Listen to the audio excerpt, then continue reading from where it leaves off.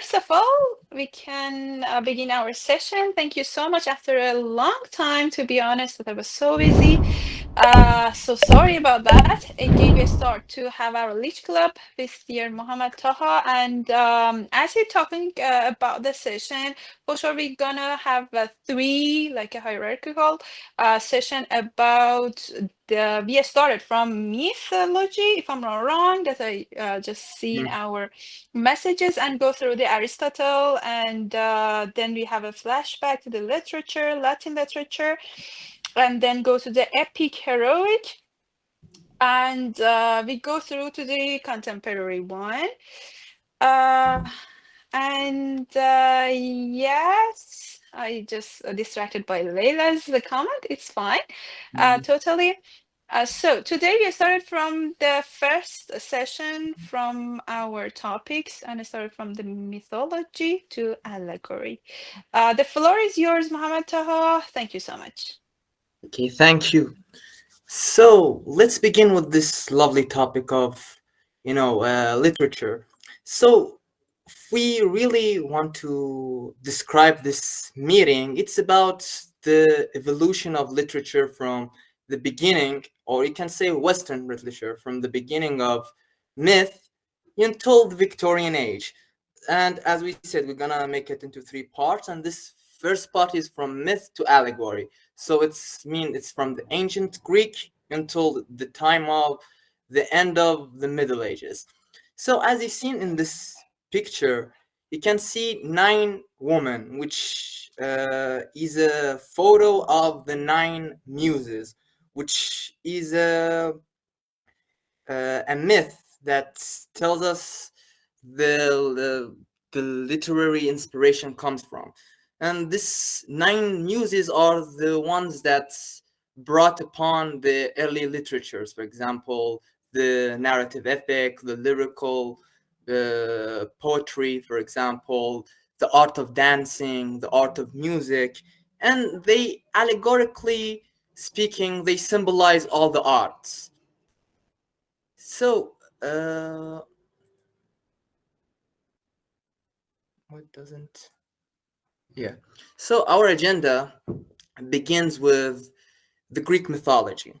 Then we'll dive into the epic, to the lyric, then the birth of drama, which is the time of tragedy and comedy, and into Plato's attack against the object of poetic artistic creation. And then we'll have multiple defenses, such as Aristotle's and Horace's defense of poetry, which talks about the structure of what is uh, a poem, or you can say literature.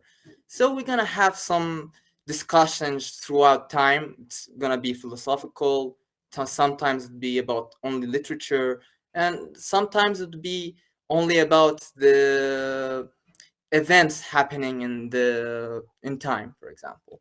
So before we dive into history, I want to have some concepts in philosophy of literature explained. For example, we have the subject of fiction and nonfiction.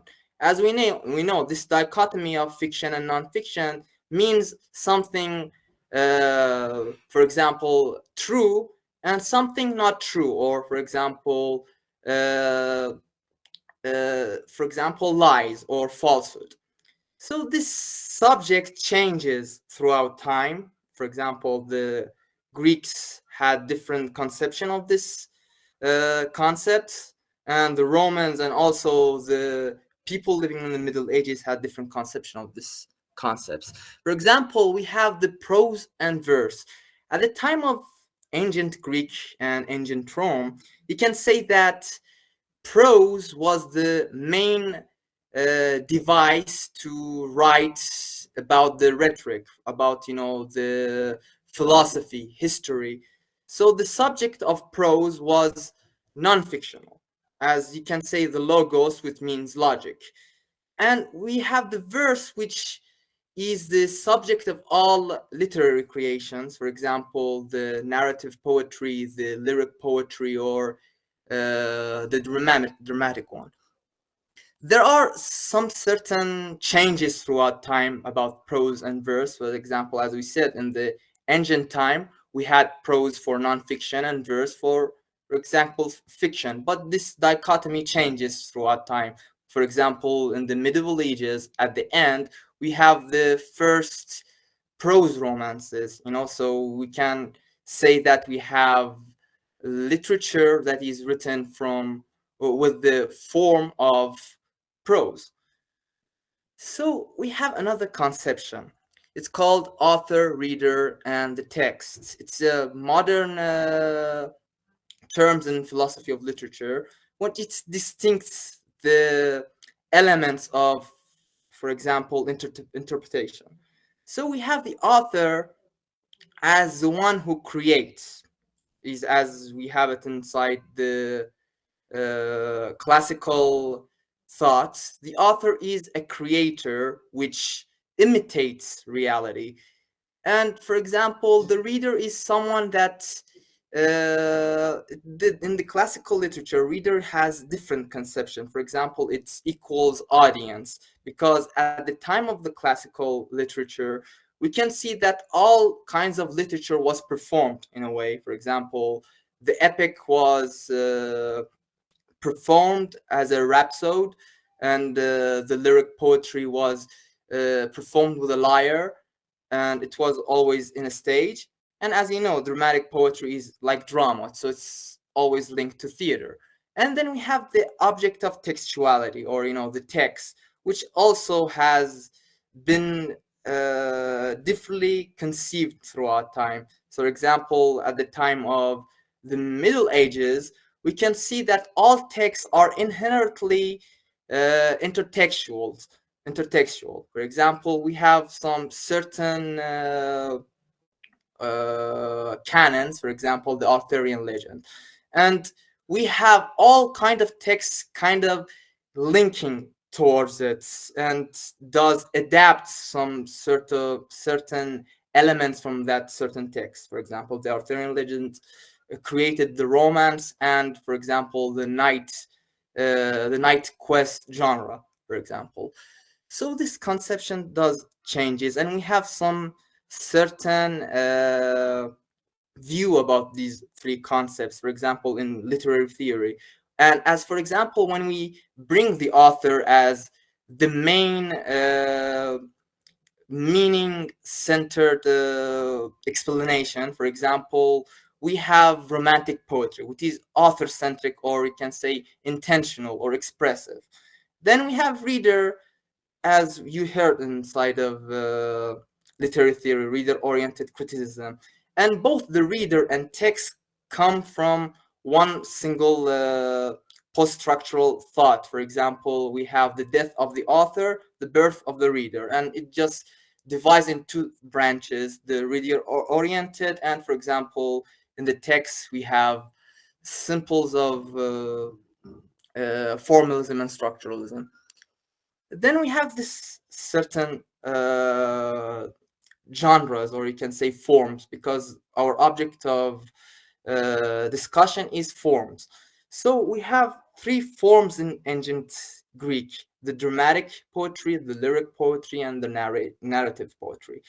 And for our modern perspective, you can say that drama is now, for example, the theater. Lyric is the original poetry that we know today. And narration comes to be the novel of the short story in our contemporary time. So we have these forms. For example, we are having we're having a discussion of form and content. For example, we have the form as the structure of the literature. For example, if it's written in a dactylic hexameter, it's a epic, for example. Or, for example, we have the ode, or the lyric, or, for example, the elegy as personal kind of poetry or literary writing. But all of these forms were written in verse, for example, and this verse gives us a sense of this fictionality.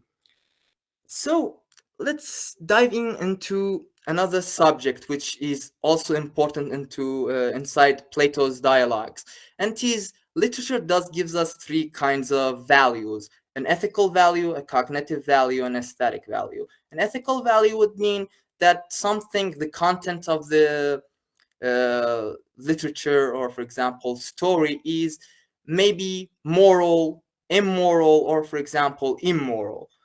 And for the cognitive value, it is the question of truth, or the question of fictionality and non-fictionality, because we have the subject of some kind of facts inside fictional writings. For example, we know Sherlock Holmes is a British detective living in London, and this is some kind of facts existing inside a fictional writing, but it does gives us a paradoxical understanding of literature. And this is the subject has different answer throughout time. And we have the aesthetic value. The aesthetic value is have different kind of for example divisions. As the first division, it does literally means something is beautiful, but as the secondary meaning, or you can say the modern meaning, is it means that something is inherently an artifact of art.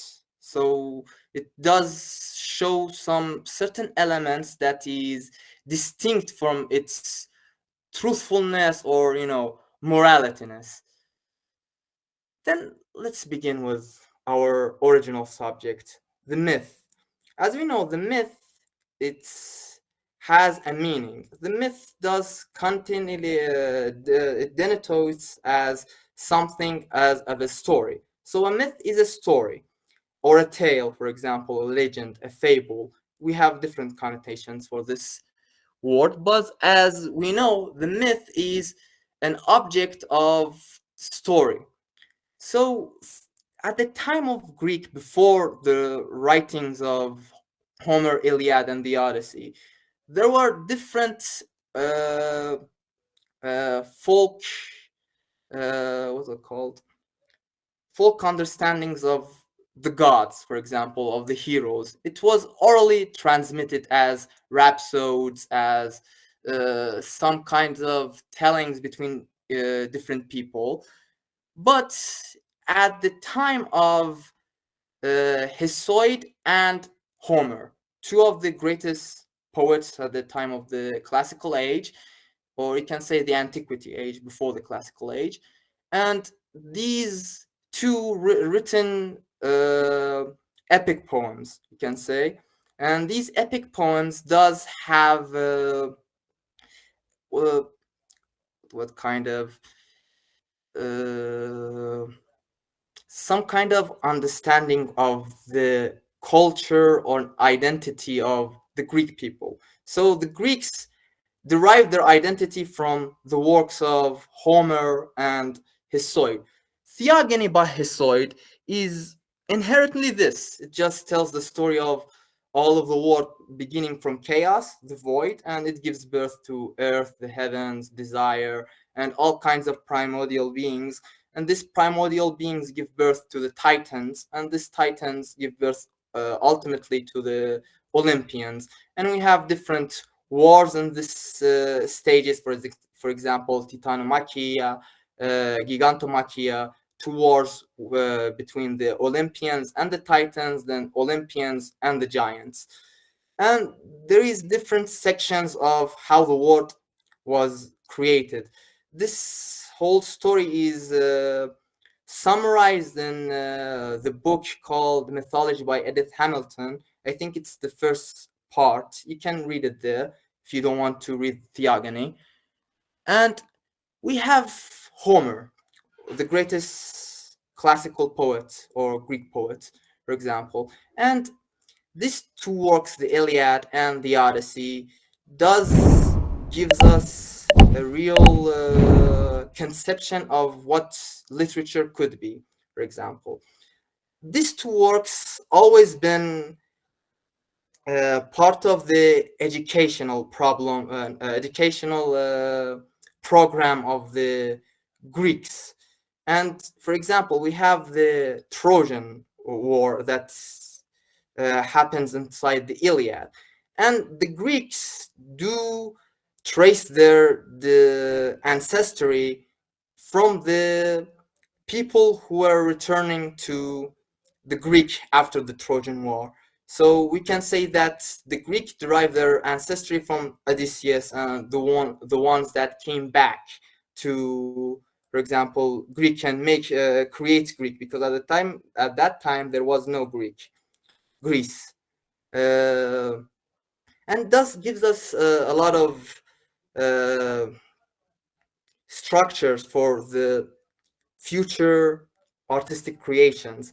But as we know, at that time, there wasn't a clear form and structure for literature. There were always a sense of chaos inside these works. But these works were kind of intertextual in their form. For example, you can see that many of the works after the epic, this is the first epics, and as we said, it was always performed as a rhapsode between people, and these rhapsodes were ultimately written down as the Iliad and the Odyssey. Then we have the time period after the birth of the epic. We call it the birth of the lyric.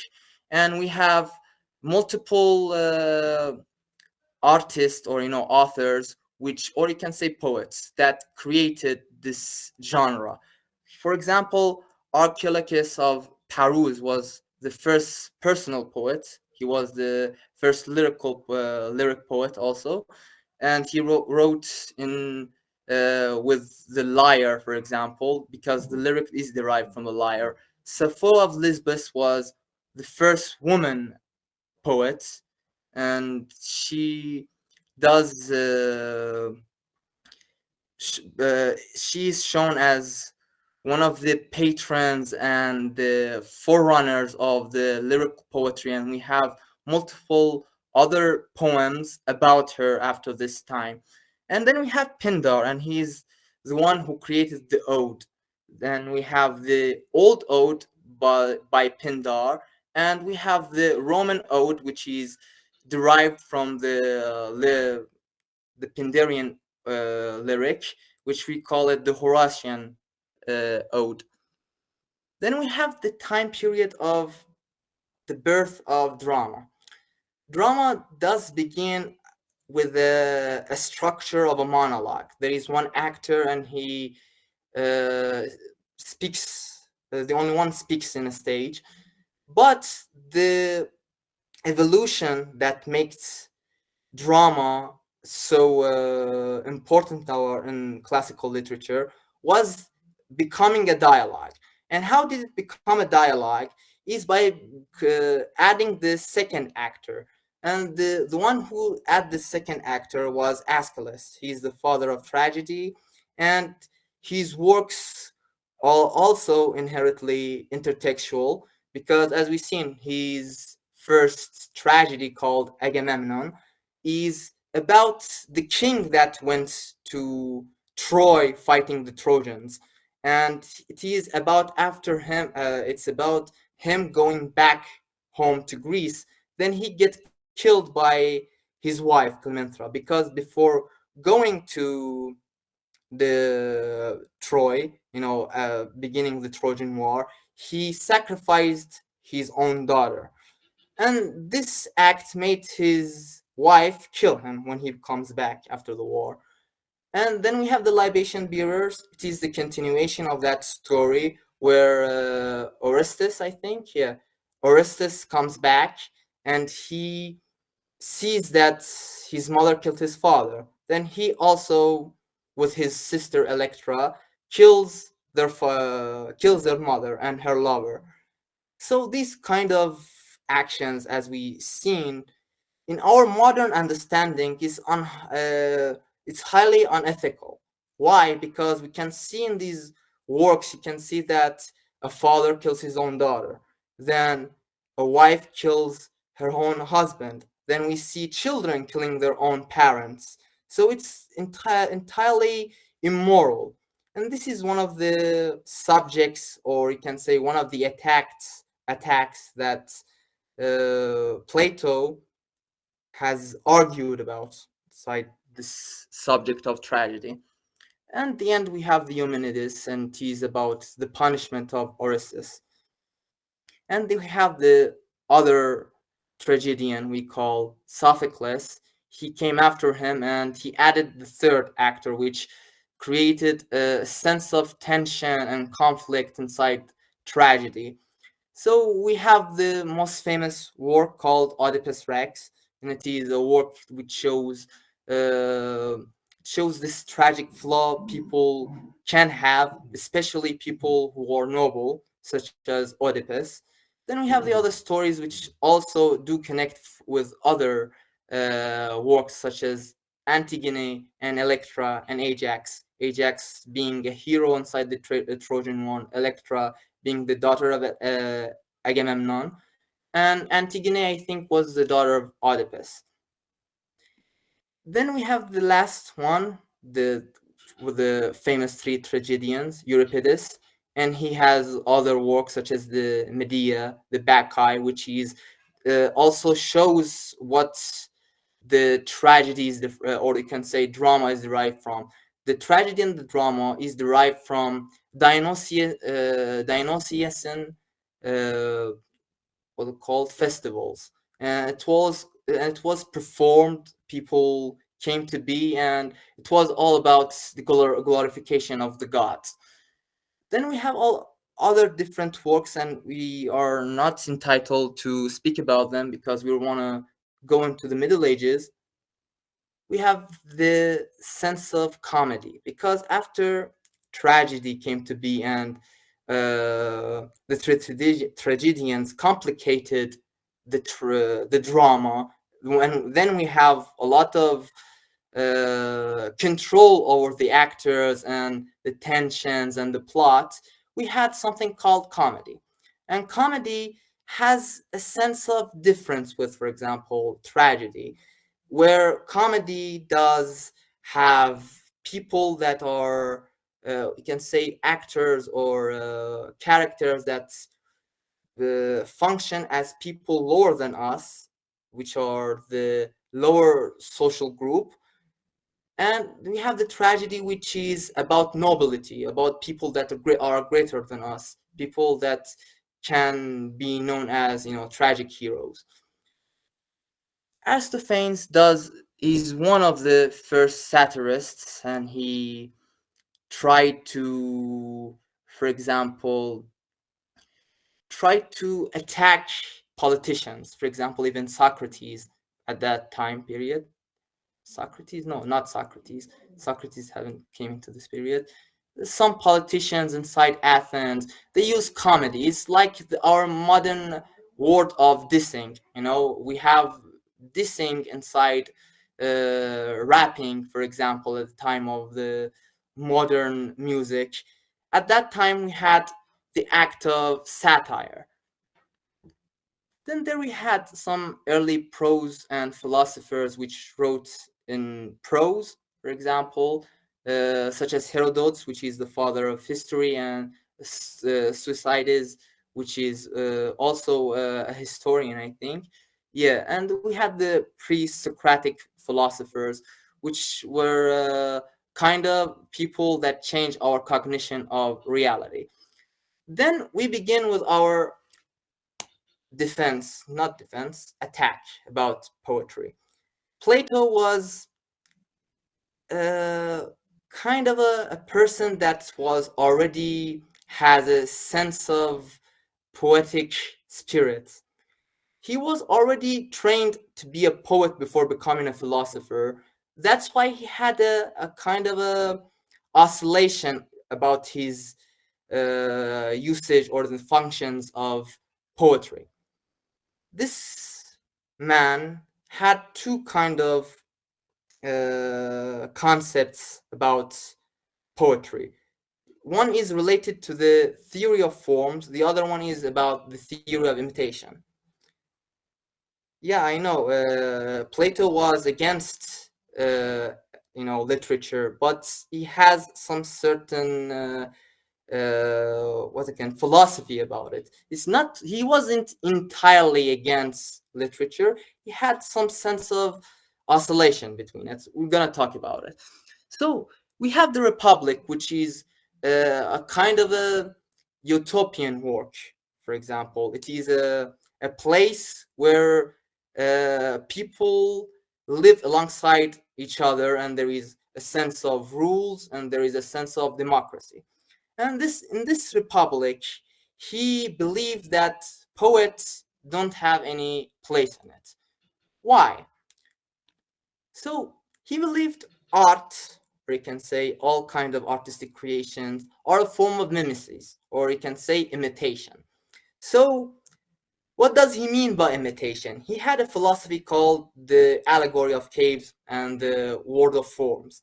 So he means there is a concept called the idea or the true form, which exists in the ideal world, the world of idea. And then we have the physical object, which is a copy of the form. For example, we have some certain conception of a chair. For example, it is an idea of a chair. Then we have the physical object, which is an imitation of that form that I'm having in my mind. So this physical object is a copy of this form. Then we have the artistic representation, which is the copy of the copy, which is thrice removed from reality. What does he mean by that? He means, for example, a painter does paint a picture of a chair. So this picture of a chair isn't the chair itself. It is not even the physical thing.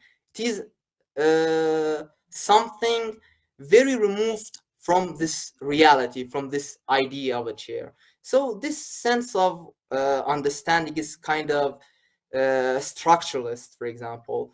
We can see that language, as Saussure says, is arbitrary, then it becomes conventional, and at the end it is differential. And this is what does he mean by that. The true form being the signification of the thing, and the word as we talk about it is the signifier. Then we have a certain distinction between the form and content, because we have the philosophy of Plato, then we have our philosophy of literature. We have the philosophy of Plato, which says the form of the idea, and we have the content, which is the material. And in this sense, the form or idea is higher than the material. But in another sense, which Plato says, the content is the idea. For example, what we derive from the poem, for example, or literary writing. And we have the form, which is the structure and the appearance of the said poem, for example. So here he says that the idea or the thing that people learn from, for example, a literary writing is more important than this appearances which creates the structure of a poem. For example, the meter, the rhythm, the rhyme, the alliteration, all of these elements are secondary to the philosophical or truthful content. So what does he ultimately mean? He means that fiction is not true, or it is a sense of lies, and it is ultimately used to deceive the populace. So that's why he disagree with the poets being inside his republic, because poetry does deal with emotion. It arises these emotions and drives irrationality. He says that we have three types of conceptions inside of us. There is the appetite, there is the spirit, and there is the reason. And poetry does only meets the desires of the appetites, and it does corrupt the spirit, the soul, and it makes us irrational. So why he does mean it like this? As we said, inside Hesiod and Homer, and even inside the tragedy, we can see a lot of immoral things. For example, father killing his own son, a son killing his own father. For example, the time of Oedipus Rex, which he ultimately kills his father. And we have in mythology where Zeus kills Kronos, and Kronos killed his own father Uranus. This sense of ethics wasn't entirely accepted inside the Republic, or you can say this utopian more that Plato imagined. So he said that this Republic is built upon virtue and reason. And poetry does corrupt the youth. If we want to have a certain example, we don't let our kids at the time of being adolescents, at the time of being a kid, we don't let them watch, for example, 18 plus movies, because it does corrupts their understandings of, for example, ethics. And this is the reason that Plato does dismiss poetry. But that's why I said he has an isolation between the object of poets, because he also respects Homer and Hesiod. He also has a sense of understanding towards poetry. He also wrote in verse in his own works. So even though that we call him a philosopher, he was a philosopher poet. And this is what he does mean by wanting poets to become more philosophical oriented. The things that he attacks is the object of this object of emotion. For example, he says emotion makes us do irrational things, and this form doesn't work inside our republic, because if you bring someone that able to deceive the populace inside the governance, then our republic wouldn't work. It would be inherently dysfunctional. And this is what he tries to do. He also does say that, for example, there is some certain elements that he also mentioned. For example, the nature of literature. We said that literature is inherently mimetic. It imitates appearances, not truth. This is one of the subjects of debate, that we only imitate the appearances of things. Then this cognitive value means that we are these poets lack real knowledge about what are they depicting. So, for example, he depicts a chair, but he doesn't know what is a chair or what is the function of a chair. Only the craftsman and the philosopher knows what is the function of a chair. And this is what he says about the object of poetry. It corrupts the soul. It is inherently seductive. It is dangerous unless it's controlled. This is the subject that he oscillates between. If poetry is able to work in its educational function, it would be good for society. But if not, if it's only for example, only to please and pleasure, it's not effective in our republic. So the philosopher role is to guide art towards truth and virtue. He says that the philosopher should help the poet find his own way.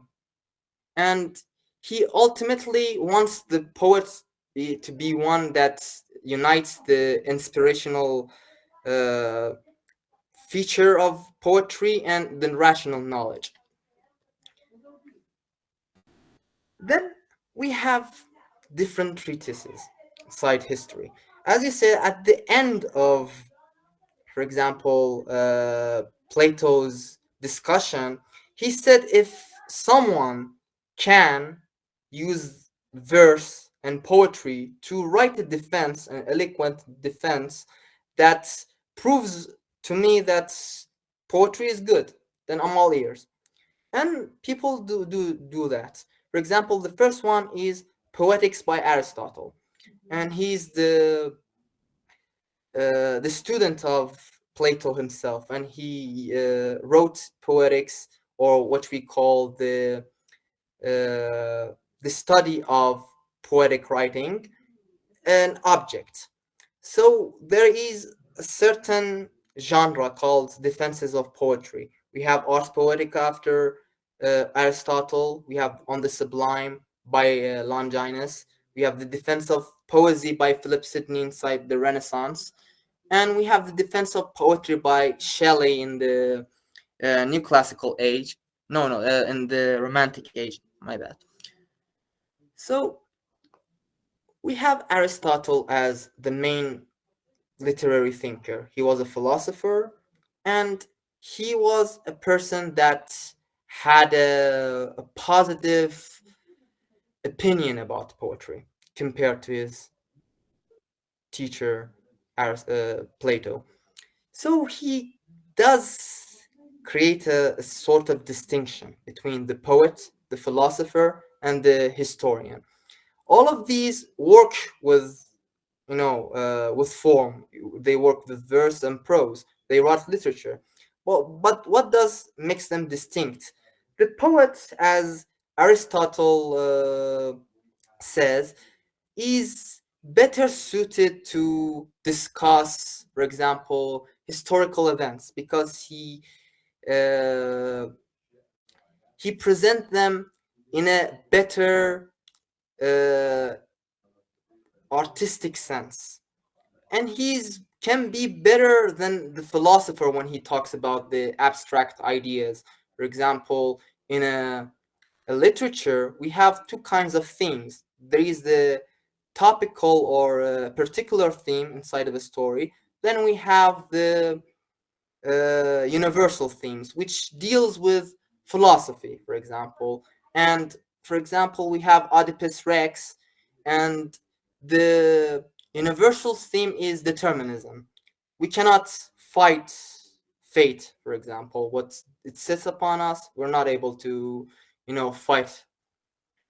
Then he says that the poet, this is the first articulation of the author. The poet is like a craftsman. He is not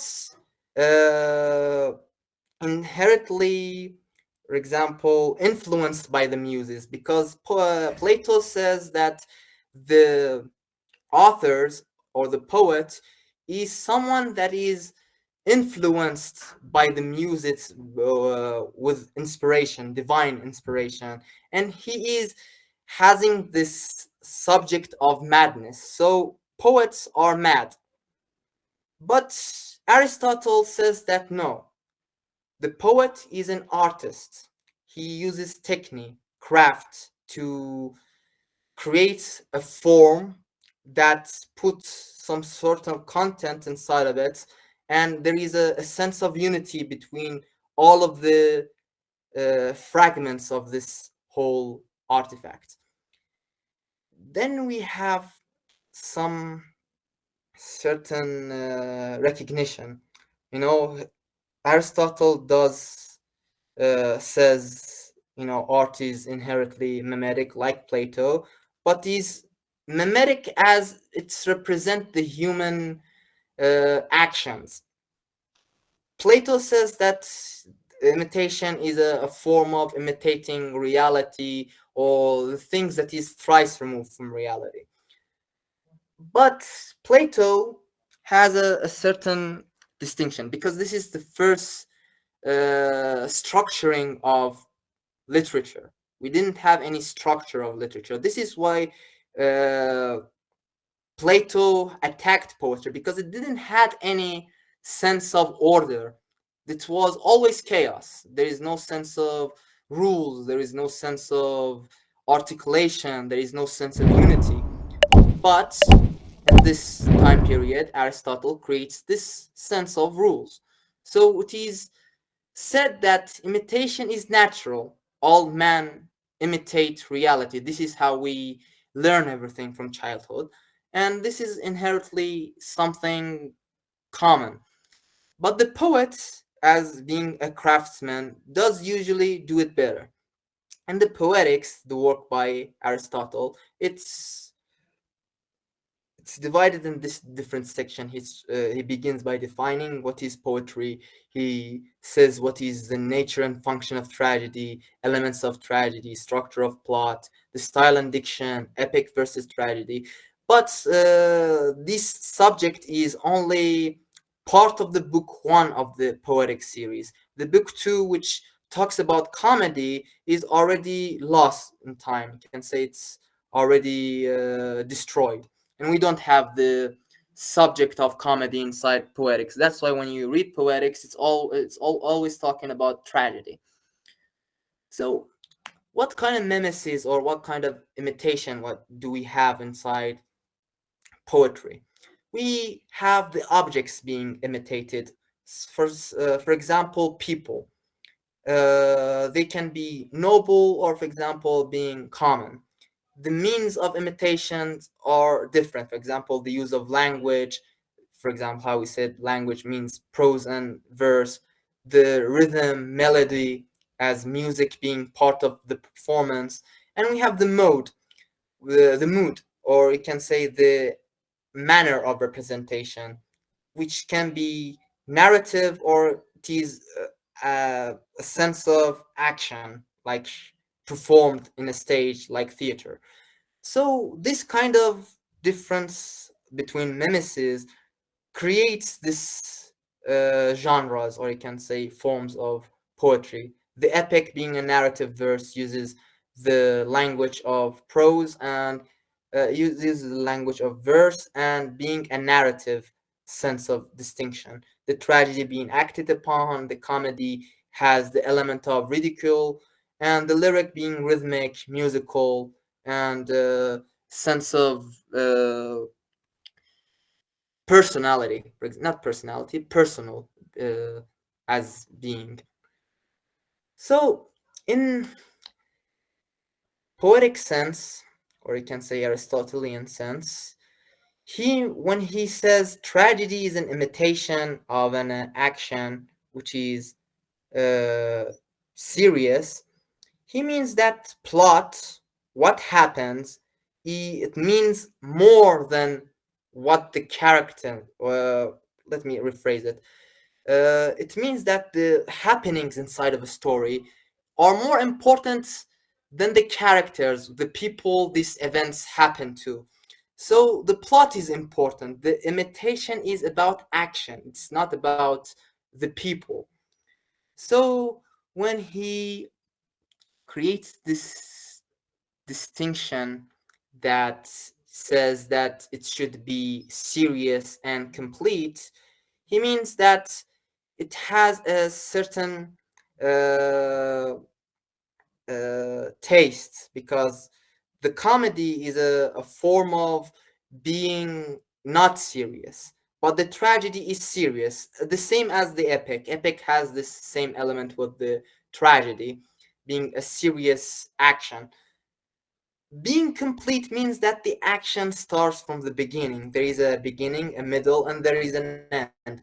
The beginning is where the causes and effects, the beginnings of the conflict, the tensions, all the way are beginning inside this Act 1. Because when we say there is a beginning, it means that the actions shouldn't be connected to an action before this Act 1, for example. Then, for example, we can say that there was 1,000 years ago, someone killed another person, and now we are talking about what happened to that person. It should not be like this.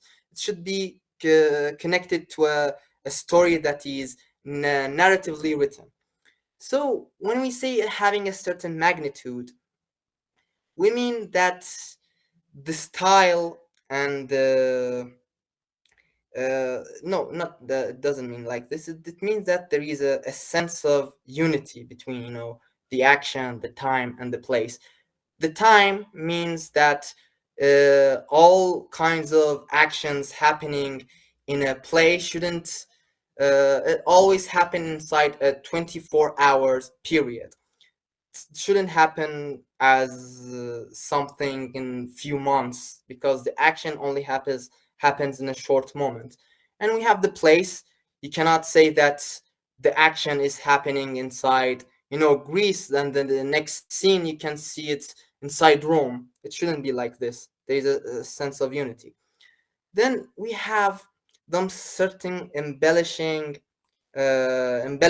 with each kind of artistic ornament, which means the melody, for example, music, the rhythm, the diction, all kinds of artistic shaping or the stylistic choices that the author choose. And this creates this sense of poetry. So we can say there is a contrast between the epic and the drama. And this contrast is between showing and telling. The drama shows you the action, but the epic tells you the action, what happens. And there is a sense of clarification.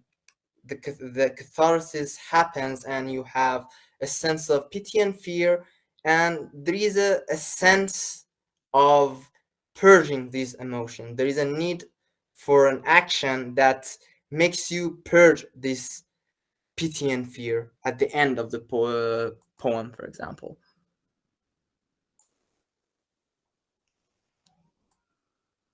Tragedy does have these certain elements, as Aristotle says: the plot, which we call the mythos, character, thought, diction, melody, and spectacle. These all creating a theater. And there are forms that define it. Without these, we don't criticize something as being a tragedy. Then there is, that doesn't work. Yeah. There is a certain difference between what tragedy is. There is two types of plots: a simple plot and a complex plot. In a complex plot, we have these four stages, which are important that we achieve catharsis. There is a reversal of fortune. For example, Oedipus being a king, then becoming an outcast after having this sense of recognition that, for example, he realized he killed his father. When he realized that, he had this sense of change of identity. He fell from being a king to an outcast. Then we have hamartia. Hamartia means error. So in this kind of works, we say that we don't have anything perfect in the world, especially people. However, they are noble, epic, powerful, they have a sense of a tragic flaw. And this tragic flaw does make you commit an error inside your life. And this error does begins this reversal, or you can say the change in fortune. At the end, when there is all the causes being let out, there is the effect at the end of the tragedy, and that's suffering. Oedipus suffers at the end of the work.